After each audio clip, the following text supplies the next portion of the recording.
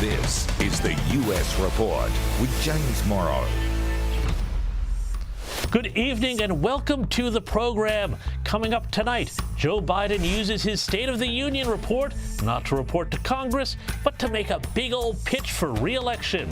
Plus, MSNBC's all-star lefty panel mocks a state's fears after one of their own was allegedly assaulted by an illegal migrant. Classy. Plus, our favorite Alexandria Ocasio-Cortez gets a taste of her own medicine as she's chased by protesters. I'm going to do a rap about it with Alex Stein. You're not going to want to miss that. Anyway, let's get straight into the big news of the night. Joe Biden's State of the Union. Well, what a State of the Union that was, and a sign that the wily old Biden isn't going to go down without a fight. The whole thing was absolutely remarkable. Indeed, for a man who says he is so determined to cut America's carbon footprint, there was enough gaslighting to raise global temperatures by half a degree and guarantee Australia another year of El Nino. Sorry, Sydney. And speaking of Australia, Biden's 2024 State of the Union also felt to me, as someone who watches politics in both countries pretty closely, some might say obsessively, a lot more like an Australian budget speech than a report to Congress on how things were going, which is the original point of what only in recent decades has become such a set piece of political theater. With the exception, of course, that Australians are generally positive people, unlike Joe Biden, who served up what was largely punchy and pugilistic words designed to tick all the boxes to get his supporters to come out and vote once again more for old Joe. You know, they're January 6th, Roe v. Wade, fat cat corporate salaries, tick, tick, tick. And then there was this. This is the moment to speak the truth and to bury the lies. Here's the simple truth. You can't love your country only when you win. Really? Okay, well, it's pretty ironic for Joe Biden, who represents the side of politics that constantly demonizes its opponents as not just MAGA, but ultra MAGA, which often denies elections themselves, and which tries to keep Donald Trump off the ballot in the event people in a democracy vote for the wrong guy.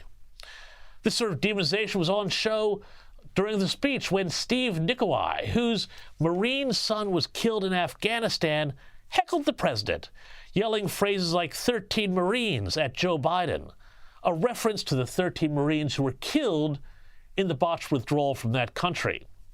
Now, I don't think you should heckle a president, but if anyone has a right to be mad, it's a Gold Star father who is being lied to by his president. And for his trouble, for his free speech, he was reportedly handcuffed after being taken out of the room. But just remember, Joe Biden is all about the forces of light and freedom and democracy. It's the other guys who are sinister autocrats who want to jail their enemies. But it is important to understand here the political calculus behind what we saw tonight. This was a speech that was entirely designed to shore up Biden's base against dire poll numbers and indications that those who voted for the president in 2020 are starting to break for Trump in 2024. Now, a lot of people are going to come out and say that, well, the speech, it was a win for Biden. He made it through with a minimum of stumbles. He didn't fall over. And like the proverbial dancing dog, he did a good job because he managed to do it at all. So I guess lots of credit to the White House baristas or whoever else made him that extra strong cup of coffee that got him through the little ordeal.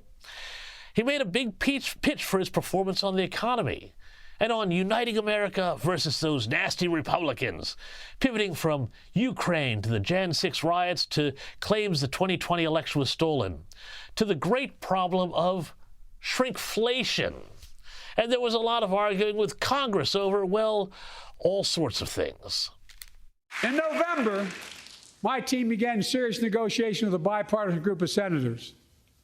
The result was a bipartisan bill with the toughest set of border security reforms we've ever seen.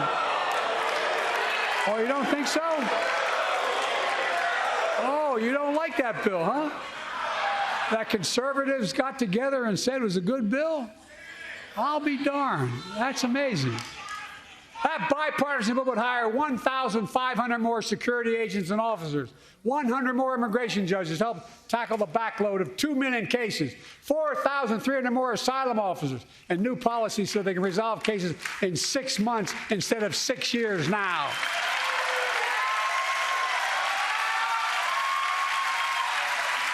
What are you against? Total gaslighting. We all know that Joe Biden could fix the border by undoing all the executive actions he took when he entered office. But he doesn't want that. He wants to fight with Congress. And again, on the surface, this speech seemed like something that was filled with righteousness and passion. But at the end of the day, it was an address full of anger and error.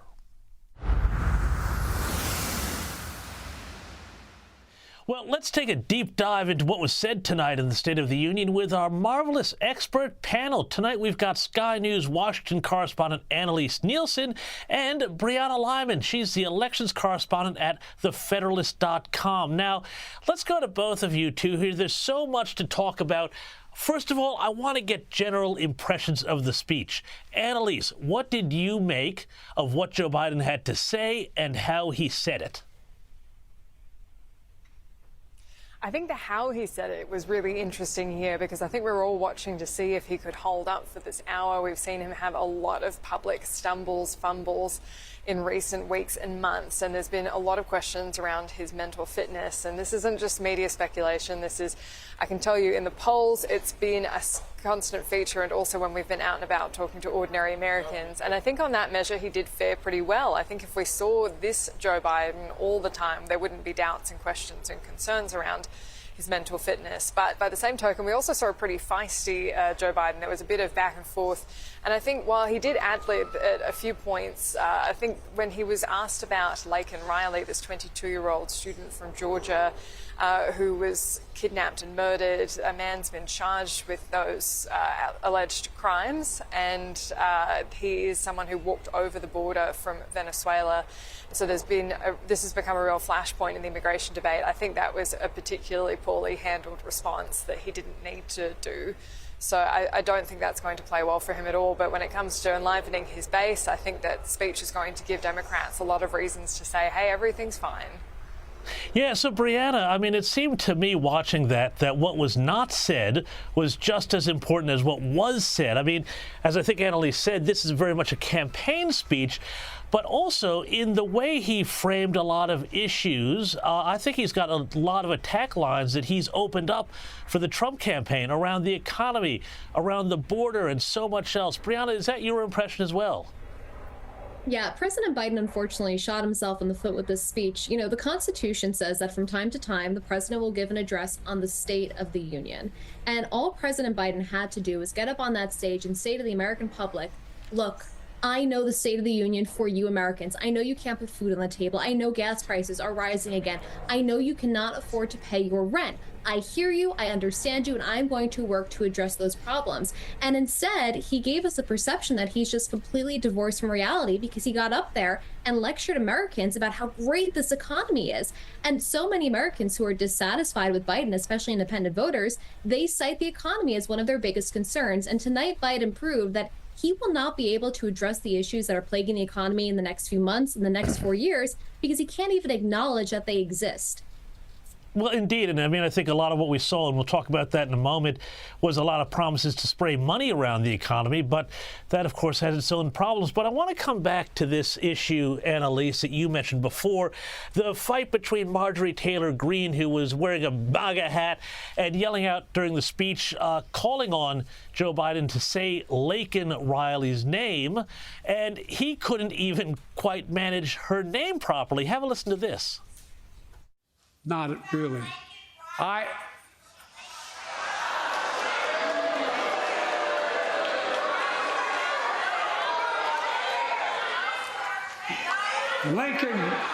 Laken Riley, an innocent young woman who was killed by an illegal.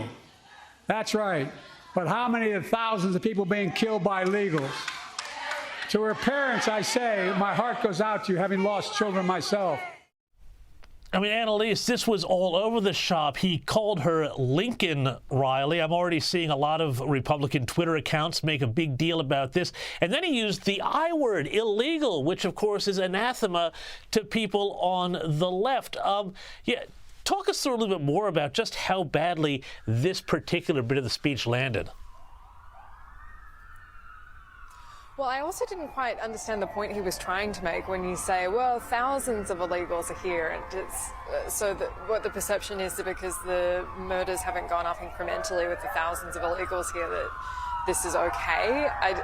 This is an actual story that's really resonated with people. Even when we were in Colorado, we went to a candidates forum in the northeast of the state in a town called Holyoke, and one of the gentlemen there had written Laken Riley's name on the program because he said it was the only thing he wanted to hear an answer about, because it was just so distressing that this is a beautiful young woman who was out for a jog and studying nursing and just giving nothing but good to the world, and then this is how she dies in just such a hideous manner. So I think that was just kind of, it was ad-libbed, not successfully, is what I would say. Yeah, and also just to go back over to the economy too, though, Brianna, Biden was bragging plenty about the allegedly surging economy. Have a listen to this. America's comeback is building the future of American possibilities, building an economy from the middle out and the bottom up, not the top down. Now our economy is literally the envy of the world. 15 million new jobs in just 3 years, a record. Now, Brianna, there was an awful lot of bragging in the speech about this whole idea of the middle out and top down and all this sort of geometry to the economy that he was talking about and saying, you know, inflation's coming down and things are coming down. But looking into the numbers, wages haven't kept up with inflation. Mortgages and rents are all up. This is all on Joe Biden's watch. Is he gaslighting the American people, Brianna, and telling them that the American economy is better when, you know, prices are clearly up? I know every time I go there, they seem more expensive than they were the last time. Yeah, and one of the ways that he tried to appeal to Americans on the economy is he talked about the fact that there's not enough chips in the bags, right? That Snickers are actually smaller, and he thought that that would appeal to them and make them believe that Joe Biden is tackling the issues about the economy that matters. Look, when he spoke about inflation, he said it went from 9% to about 3%, which is true. But what he failed to mention is that when he took office, it was 2.8% or 1.8%, right? So he doesn't mention the fact that it was his administration that saw the rise in inflation. He talks about job growth. Look, first of all, the jobs numbers keep getting adjusted every single month. Second of all, one of the biggest sectors in the American market that grew jobs is the government. Okay, we're not talking private sector jobs that spur more jobs. We're talking about expanding Big Brother. And most importantly, a majority of the job growth that we've seen under Biden is just jobs that came back after Democrats decided to clamp down on one of the most successful economies we had under President Donald Trump. Yeah, indeed. And Annalise, too, another issue that I thought was absolutely shot straight square at the base here was this whole question of reproductive rights, and that they clearly, the Democrats, Joe Biden, want to fight hard on this idea of coming back to Roe v. Wade, making that law, and, you know, all these stories about IVF and abortions and things of this nature. Is this, I mean, it is very much a base issue for the Democrats, but is this also an attempt to make this sort of issue kind of neutralize some of the safety and security issues that also might be troubling suburban women around, you know, Laken Riley, migration, crime, and things like that? Have a listen to what the president had to say. It's a decision to overturn Roe v. Wade. The Supreme Court majority wrote the following, and with all due respect, justices, women are not without electoral power. Electoral or political power. When reproductive freedom was on the ballot, we won in 2022 and 2020, and we'll win again in 2024. If you, the American people, send me a Congress that supports the right to choose, I promise you, I'll restore Roe v. Wade as the law of the land again. Annalise, this is a direct pitch to the female vote, isn't it? Oh, Oh, yeah, and it is successful for Democrats in a lot of ways. He's not wrong when he says that this has been an election winner for the Democrats, especially in 2022. And I think this is why we've seen Donald Trump soften a lot of his rhetoric around this. We saw Nikki Haley even kind of equivocating on it because it is a toxic issue for women. They don't want these kind of interventions. The IVF ruling in Alabama, which essentially saw in vitro fertilization, the embryos classified as children, and it meant that IVF procedures couldn't happen because those clinics couldn't bear the legal responsibility of anything going wrong with an embryo transfer and being held liable for murder. And that was so emblematic how that passed through the Congress so quickly to try and fix this, because this is not a left-right issue. This is a male-woman issue for a lot of women, and there were a lot of Republican women who came out and spoke in defense of IVF, and the overlap is really stark for a lot of women. So I think that is a direct appeal. They know that that's a vote winner for them, and they know that that encourages women to get out and vote when they otherwise wouldn't, because we saw that at the midterms, that the voter turnout increased among those women, and that was a big issue for them, and that would override their concerns about other things like foreign policy. And speaking of foreign policy, Brianna, one more divisive issue here, obviously, the Israel-Hamas war. Now, Joe Biden had an awful lot of tough talk around Hamas, tougher than I would expect a Democrat president to say these days. But he also made this bizarre pledge to build a kind of a temporary pier or port at Gaza to aid the Palestinian people in Gaza who are at war with an ally of the United States, Israel. Now, strategic and security people say this is really fraught with all sorts of problems, but Brianna, the question for you is, does this suggest that the Israel issue is really hurting Joe Biden with the hard left and with Arab Americans in key states like Michigan? President Biden is about to sleepwalk the United States into a military conflict just to win an election. You know, what's concerning about this is that, first of all, this isn't an infrastructure issue that Gaza is facing. It's a leadership issue, right? Their leaders are Hamas. Second of all, you know, you have polls coming out. 3 out of 4 Palestinians support what Hamas did on October 7th. Those people do not deserve United States tax dollars going to build a pier. And more importantly, I'd urge President Biden to go back to 1983. He was alive. He was in office at that point. Look, when the United States went over to Beirut, they were there for peacekeeping missions to keep Palestinians and Syrians safe.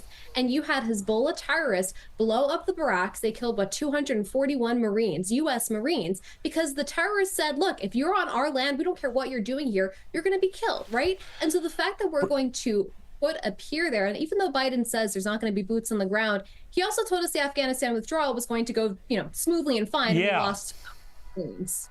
Yeah, no, I think you're right, Brianna. It's a whole host of issues and trouble that he's opening up here. Thank you so much, Annalise Nielsen. We're going to have to leave it there. And Brianna Lyman from thefederalist.com.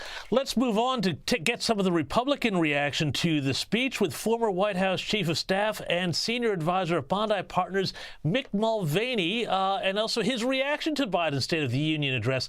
Mick, first of all, what did you think of how Joe Biden did tonight? He certainly held it together more than I think a lot of his critics expected. Yeah, James, here's how I see it. Both sides will be able to say that they won tonight. The Democrats will be able to point to parts of the speech that went extraordinarily well. I thought the close was particularly good. The last 35 seconds, 45 seconds was a really good close to the speech. That being said, the Republicans will be quick to point out that throughout the speech, Biden's speech was slurred. He had a difficulty communicating and following along the text. I actually had the text available to me. The White House puts it out.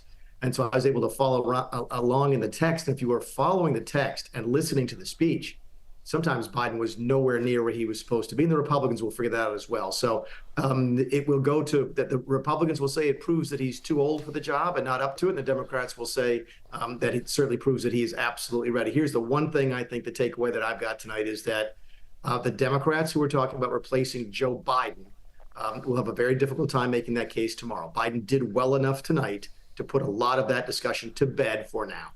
for now, until, of course, the next, big, very public stumble. And this brings up a question which I haven't found a satisfactory answer to, which is if he can make it through, an hour-long plus speech with, as you say, some stumbles, some weirdness, some pugilistic arguing with people in the audience, but getting through it without major embarrassment, why can't he manage that in much smaller, more controlled interactions?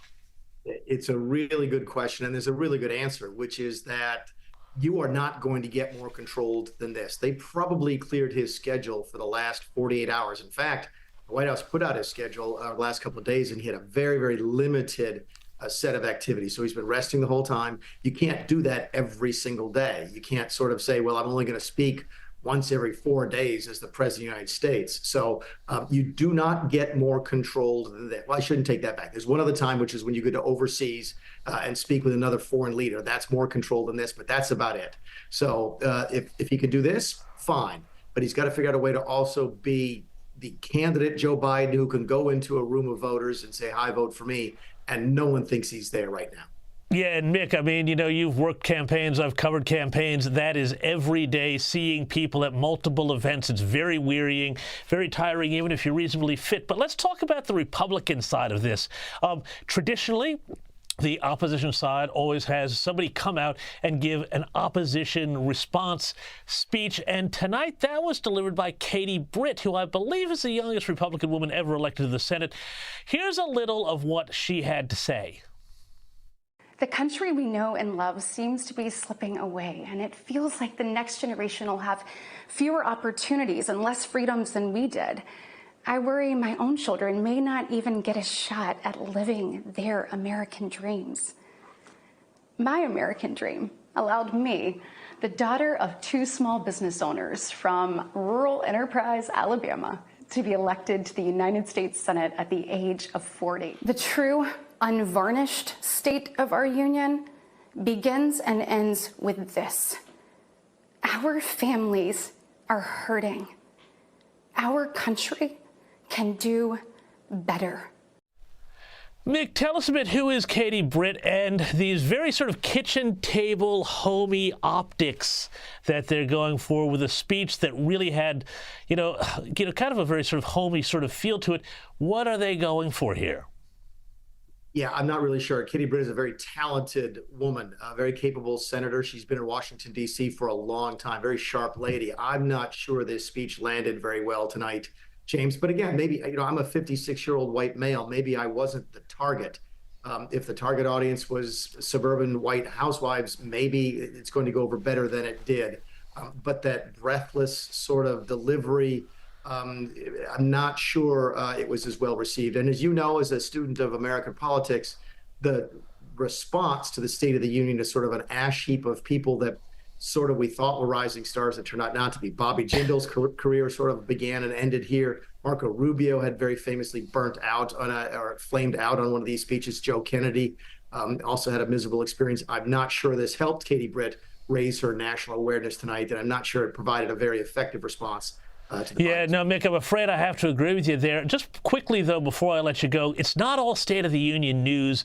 There was an extraordinary scene in New York the other day where Letitia James, the Attorney General who led that pretty much bogus fraud case against Trump over loans that he paid back in full and on time, so of course it's a horrible thing to do. Well, she was speaking to a group of firefighters and they were not happy. Have a look at this.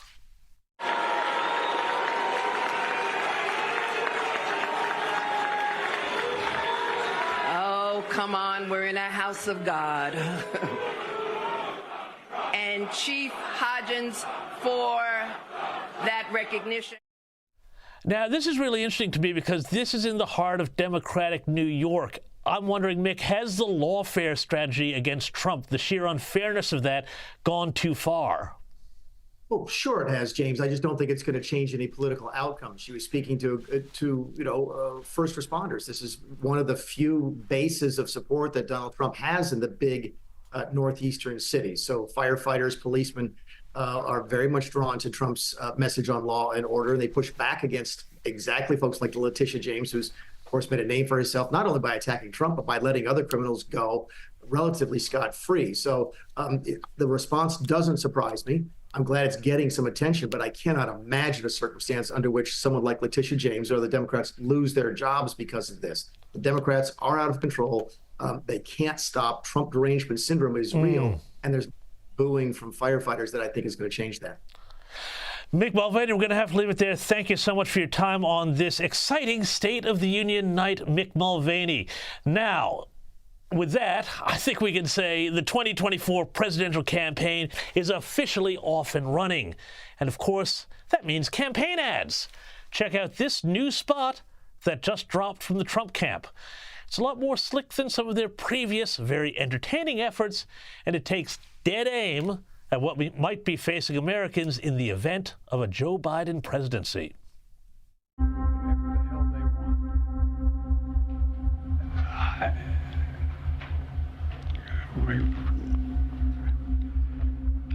I guess I should clear my mind here a little bit. We can all see Joe Biden's weakness. If Biden wins, can he even survive till 2029? The real question is, can we? Make America Great Again Inc. is responsible for the content of this advertising. Mark my words, the specter of a President Kamala Harris is going to loom big over the Democrats over the coming months. Unless, or until, of course, they do something about the top of the ticket. Don't go anywhere. Emma Jo Morris after the break.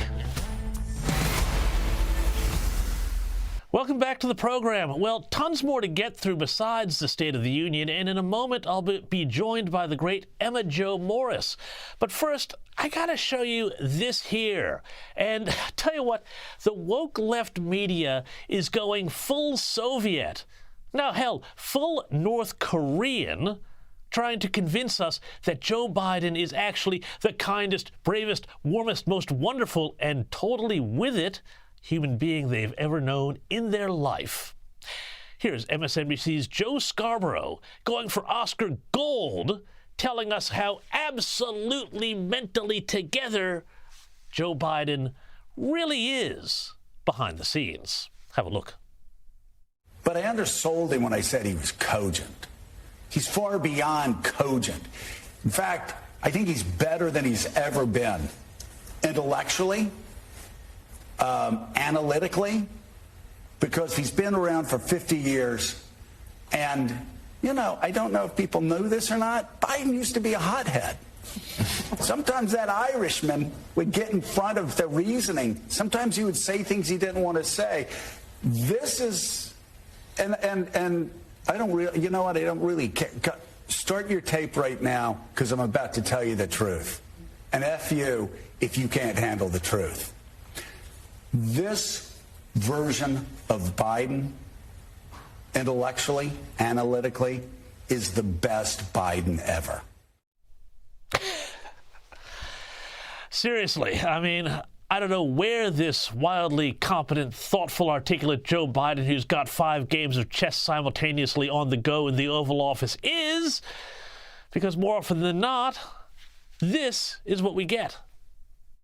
In fact, some of the small snack companies, you won't and think you won't even notice what they're doing. When they charge you just as much for the same size bag of potato chips, only has a hell of a lot fewer chips in it. I'll tell you who did notice, the Cookie Monster. Fair competition is the key to my economic vision. To build an economy from the middle out and the bottom up, not the top down. And it's working. I have a lot of questions. I better not start the questions. I'll get in trouble. What's your message for Super Tuesday voters? Everyone, please move this way. Super Tuesday said you have. But remember, as Joe Scarborough told us, Joe Biden is far beyond cogent. He is better than he has ever been intellectually, analytically. He is the best Biden ever. Well, if you say so, Joe. Well, a wave of crimes allegedly committed by illegal migrants in the U.S. has sparked a political war on border policy and some absolute lunacy from the left. Joining us now to discuss this and a whole lot more is Breitbart's politics editor, Emma Jo Morris. Emma Jo, thanks so much for coming on the U.S. Report. Now, just 2 weeks after an illegal migrant was charged with sexual assault against a minor in Virginia, a panel of MSNBC's lefty all-stars mocked the state, check this out, for its concerns over illegal immigration. This is unbelievable. I mean, if you look at some of these exit polls, I mean, I live in Virginia. Immigration was the #1 issue. Yes. I mean, again, these could change in Virginia. Well, Virginia does have a border with West Virginia. Very contested area. Build the wall. Like, what? How horrendous and how out of touch is this, Emma Jo Morris? The media class versus people who have real concerns about all sorts of horrible cases we've documented here and so many other people have been talking about across the U.S. Yeah. First of all, I just want to say on that Joe Scarborough comment, the Morning Joe clip, you actually clipped out the part where he says that Joe Biden was born atop a sacred mountain, and that under a double rainbow, and that there was a new star that was born at the same time to mark the occasion. But, you know, getting to the issue that we have here, I mean, obviously MSNBC, that's a joke. MSNBC is just the Democratic / establishment media. They don't, I mean, I think that on paper they do have the pretense that they're supposed to be somewhat objective or you know, have toned down opinion, but they are completely off the reservation. You know, if a foreign audience is watching this, I just want to confirm that MSNBC is off the handle, and they have been for many years. But in any event, yeah, Rachel Maddow would compare, or I should say, dismiss the illegal immigration issue and compare it to sharing a border with West Virginia, because to be fair, in Rachel Maddow's life, West Virginia is a bigger impediment to her desired society than illegals, because she has no interaction whatsoever with them. Rachel Maddow basically lives in kind of like a protected community. You know, whether she's in a posh area in New York or if she's in Arlington in Virginia, she doesn't see this stuff. But what she does come into contact with is West Virginians and their pesky voting patterns. So she would have a bigger issue with that, because she has trouble controlling them, whereas the illegal immigrants are kind of just something that she hears about and never comes into contact with. But here's the thing. Rachel Maddow can't come to terms with the fact that despite, you know, Virginia not being a border state, the illegal immigration crime issue is all over the country. We have 8 million illegals that have entered this country since Joe Biden took office, and that's just what we have on paper. And they don't all just sit in Texas. They're going all over the country, including to the northern border and trying to get into Canada. Upstate New York is grappling with the illegal immigration problem. So, you know, this is classic for her and really illustrates how ignorant our elite press is. I mean, she's a Rhodes Scholar. This is not a stupid person, yet she is just so out of touch that she doesn't know what she doesn't know. Well, yeah, Rhodes Scholars, though, you know, we've had a few experiences with Rhodes Scholars in this country as well. But Emma Jo, have a look at this, because migrants completely know the score on this much more than MSNBC. Have a look at this guy who was filmed down at the border. Es el presidente y la vicepresidenta de los Estados Unidos. Ah, pero entonces ya lo traigo aquí para que me dejen entrar. Now, that was a guy on the other side of the barbed wire. He had a Biden-Harris T-shirt on saying, you know, hey, I'm wearing this. They've got to let me in now. Yeah, you know, I had a crazy experience with this, actually. I wrote a long first-person column about a year ago when the first bus of illegals came from Texas to New York City, which is where I live. And I went and interviewed one of them to kind of understand what was going on. This was just at the beginning kind of this saga. And I said to him, it was the summer, and I said to him, why did you come in the summer? Because in the summer months in the desert in Texas, it's scorching. You can die there on that journey. And I asked him that, and he said, Biden. He said Biden. And I couldn't believe it, because it was like, I couldn't believe that it wasn't a plant or something because it was just too perfect. But that's it. They've gotten the memo and they have the impression now, which they're right. Biden has tons of power to clamp down on this, and he's refusing to use it. I have my own ideas about why, but they understand that now is the time because, especially given the polls, I don't know how closely they follow politics, although I know that the cartels that are bringing them here do. Trump has a pretty good chance of getting reelected, despite all of his legal woes and despite all of the lawfare against him. He does have a pretty good chance of getting elected, and he's talking about not only building a wall this time, but he's talking about deportations for the millions of people that have taken advantage of this administration, this current administration. So they know that they have a window, and a very specific window, and they get in 4 years, or it's going to be a different story. And Emma Jo, one of the things, too, is, everyone portrays a lot of these people, and I'm sure there are just economic migrants who want a better life, like so many people, but there are terrorists and there are criminals and very dangerous people who have been caught coming through and people on terror watch lists. And I want to connect this to another story because you live in New York, and there, Governor Kathy Hochul has sent National Guard troops down into the subways to patrol stations and conduct bag checks on commuters. Now, I lived in New York in the bad old days before Giuliani. This was never contemplated. I mean, is this about just trying to send a message about crime? Seems like a very expensive way to do it. Or is there other concerns here that they may be trying to look for or prevent some other more serious threat that we don't know about? All speculation, of course. Yeah, that's a scary idea to entertain. This thing is also stupid, and it's stupid for a number of reasons. First of all, yes, crime has gone up since the city has welcomed all of our millions of new neighbors, and these are in the thousands per week. I think it's 4,000 per week or something crazy like that. So yes, that obviously contributes to crime. There's also nonviolent crime that occurs with the illegals, especially on the subway. For instance, child labor. If you sit on a train in New York, you'll see it's very common to see children who are 7, 8, 9 years old trying to sell things on the subway, sell candy. And it reminds me of Mexico, and that is a cultural thing from South America where they send kids out to work. So there's crime like that. But the National Guard thing is especially stupid because New York implemented a bail reform law just a few years ago, which basically allows criminals to get out with no bail. They basically go and get booked, and then they come out with not a cent to pay. That has caused a really big increase in crime, and especially in reoffending. And so she's sending the National Guard in while she still has this bail reform in place. And it's like, no, we don't need National Guard. We need you to keep the criminals locked up. Look, Emma Jo Morris, I am old enough to remember when the idea of bringing in the National Guard to deal with the Black Lives Matter riots in 2020 was enough to cost you your job at the New York Times. Emma Jo Morris, we're going to have to leave it there. Thank you so much for your time this evening.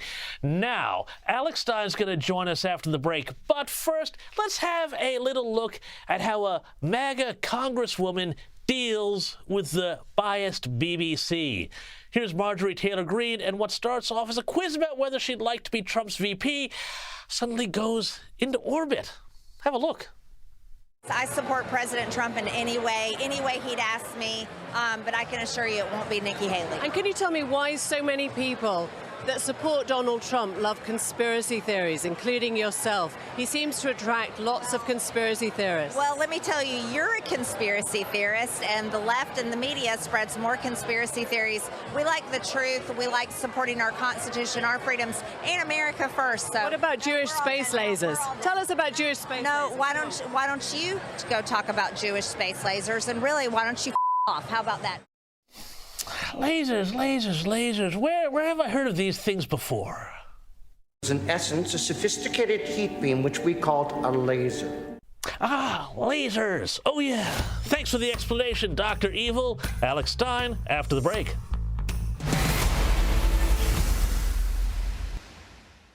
Welcome back to the show. Now it's time to bring in one of the best. He's your friend and mine. He's got the rhymes that be flying. Don't let me hear you sighing, cause it's the pimp on a blimp, high on steak and shrimp, prime time 99, Alex Stein, here on the U.S. Report. Alex, thank you so much for coming on tonight. Huge night. But I want to ask about some craziness that's been happening in Washington with Congresswoman Alexandria Ocasio-Cortez. Now, you are a great fan of AOC, but she got a taste of her own medicine this week after she was confronted by pro-Palestine protesters at a movie theater in New York. Have a look at this. You refuse to call it a genocide in front of everybody. I need you to understand this is not. It's not okay that there's a genocide happening. You're not actively against it. You're lying. And you're going to cut this and you're going to clip this so that it's completely out of context. It's man. And you're not helping these people. TV. And you're not helping them. You refuse to. You're not helping them. To Alex Stein, they're just doing, these protesters are doing what she told them to do, because in a tweet from 2020, when she was encouraging voters to engage in uncomfortable protests to advocate for climate change, she said that people should go and take discomfort with the status quo and advocate for concrete policy changes and essentially get up in people's faces. Alex Stein is our friend AOC, just a big old hypocrite here. Well, like most politicians in D.C., she's a huge hypocrite. And like they always say, be careful what you wish for. So what's good for the goose is good for the gander. So we need to go after AOC. And it kind of just shows you, though, James, you notice how triggered she gets? I mean, this is a serious subject, the Israel-Palestinian conflict. You know, obviously she's not going to be able to fix it just herself. But the fact that she just runs away from her constituents so scared instead of just like trying to talk to them, she's just really a hypocrite to the nth degree, James. And me calling her a big booty Latina made me very famous because she wanted to be the biggest victim in the world. So this is typical of AOC's playbook, is when she does get confronted, she plays the victim. But we need more people confronting our politicians, especially people like AOC that are arguably the most famous politician. I think Vogue named her as the third most famous politician in D.C. So she's one that we definitely need to talk to and try to, I guess, get a better understanding of how she can actually put America first, instead of, you know, putting her personal agenda ahead of the American people. But Alex, you're such a great advocate of doing something that I think, you know, the right has often forgotten how to do, which is to use A, humor, and B, some of this direct confrontation, which is something that the left has been very, very good at. You know, more broadly, beyond AOC, do conservatives in general miss a trick, miss a big opportunity here when they decide to be, we're going to be very serious and talk about the policy and stuff like that, rather than, you know, engage with this sort of almost performative street theater that creates targets for people to rally around and also, you know, says to people, hey, conservatives aren't just a bunch of, you know, old guys hanging around the golf club bar. No, James, you're exactly right. I mean, modern day conservatism needs to change from, I guess, just like the country club people, the good old boy, even though it is the, you know, GOP. So I guess that makes sense. We do want some traditionalism. But at the same time, I think that we need to have a populist movement that helps the American people, because I would say that more people would identify as conservative than they even realize, because people, they don't even know their own politics. Here in America, most people don't even know who Kamala Harris is. So when you're asking people to, like, you know, pick a side, people don't even really know what side to pick. So when you're a conservative and you're pearl clutching, we want to be more open and want to use different tactics, kind of like Saul Alinsky's rules for radicals. We do need to use some of the left's tactics that they're doing, that they're so successful with, and not be afraid to do it because we think that we're holier than thou or we're better than the left. We need to probably use the same tactics they're using if we want to have the success and have a political bright future instead of a dark nightmare. Yeah, and I mean, I'm glad you mentioned Alinsky, because one of the things he talks about is let your people have fun, because it's the pearl clutchers who really seem to be on the left these days. This week, this is a crazy story. The Veterans Affairs Bureau put out a memo saying they were going to ban any use of that iconic VJ Day photograph of the soldier kissing a woman. I think it was in Times Square. The White House has had to come and walk it back. Have a look at this. I can definitely say that the memo was not sanctioned, and so it's not something that we were even aware of until you all started reporting on it. But we are not banning that photo, and I'm just going to be super clear about that. But I mean, like, this is the sort of thing that keeps happening again and again on the left. It's like, oh, you know, we can't let people see somebody kissing because it could be non-consensual or sexual assault on the day that, you know, we won World War II. Yeah, and you know what's funny about that picture? There's an African-American in that picture, and it's just like the Washington Redskins when their quarterback, Doug Williams, was the first African-American quarterback to win the Super Bowl. And for the past few years, every year during the Super Bowl, they always show the past teams that won it. And they haven't been able to show Doug Williams, who won the Super Bowl, as a Washington Redskin because they don't want young fans to see the Redskins. I mean, that's how political correctness is ruining society, that the Washington Redskins, we can't even celebrate the first African-American QB winning the Super Bowl because the logo on his helmet is considered racist. So that's where we're at. I mean, everything is racist. I mean, literally everything is racist right now, James. And finally, just so you can get some good news occasionally, because we did see this week that the chief diversity officer, and who knew there was such a thing, my God, at Johns Hopkins Medical School, stepped down after putting out a ridiculous newsletter talking about how everybody was privileged, men, Christians, white people, and, you know, all had to be treated accordingly. I mean, it's absolutely ridiculous, though, about the victimhood. That goes back to AOC. I don't know why people use victimhood as currency. This woman is working for one of the top companies in the world, and she still wants to complain. She still wants to play the victim. So until people take, I guess, accountability and stop doing that victimhood life, we're just screwed. Alex Stein, thanks so much for your time tonight at the U.S. Report. Very quickly, on a scale of 1 to 10, how do you rate my rap as a great rap artist yourself? James, that was the greatest introduction I've ever had in my life. I'm going to clip that. I'm going to clip the front, then saying this, thank you. You're better than Eminem. You're the Australian Eminem. I'm telling you, James, you have more talent in your pinky than Joe Biden has in his entire body. So thank you. Well, that's not hard, but that's high praise coming from the master, Alex Stein. Thank you so much for joining us on the U.S. Report. Now, a very tasty Only in America next. But first, a lot of Democrats are worried that African Americans are going to abandon Joe Biden in the coming presidential election. I wonder why. Well, to find out, take it away, basketball legend Charles Barkley. I'm only speaking for myself. The reason I think the Democratic Party and Mr. Biden, President Biden, is losing black votes is they only care about black people every 4 years. They come into our neighborhoods and say, we're going to make stuff better. We're going to do this, do this, do this. And then finally, us black people are like, you know, man, other than my ability to dunk a basketball, all my neighborhoods are still the same. Our schools are still the same. And that's why I think black people are leaving disappointed in the Democratic Party. I'd go further and say the entire leftist program is to stop minority groups from getting ahead, because if they did, they wouldn't be able to keep promising them goodies every election. But what do I know? I've never made a three-pointer in my life. Only in America is next.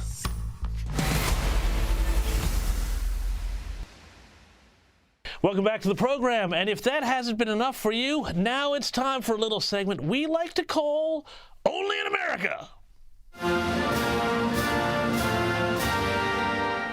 Hey, so remember last week when we talked about just how bonkers things were at the New York Times, where a new hire could be shunned for admitting to liking Chick-fil-A?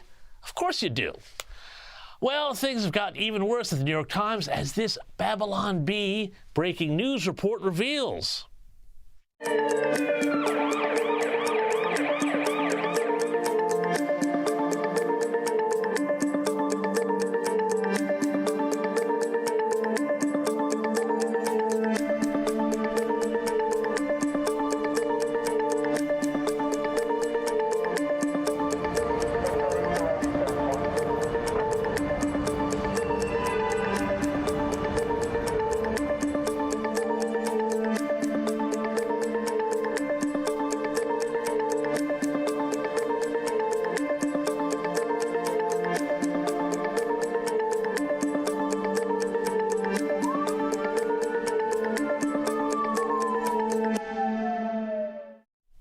Sounds like that ended deliciously, but it could have been so much worse. That's all the time we have for this week, and may the state of your union be strong. Bye-bye.